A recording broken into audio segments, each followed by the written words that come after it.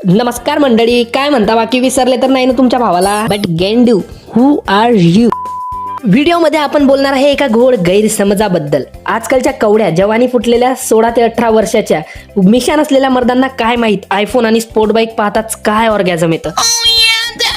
त्यांना असं वाटतं की खिशात आयफोन आणि बुडाखाली स्पोर्ट बाईक असली की एखादी लाल भडक माल कडक पोरगी डायरेक्ट येऊन कचकन मिठी मारून 46 डिग्री तापमानात तिच्या घामाचा वास देऊन म्हणेल, राजा आज सकाळी सकाळी गोदडी शिवायच्या दोऱ्याने अप्परनी तुझ्यासाठी केलंय, चल एक पप्पी दे लवकर.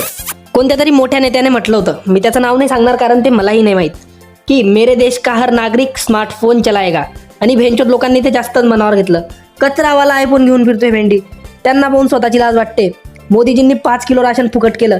लोकांनी त्या राशनच्या पैशातून आयफोन घेतले हप्त्यावर.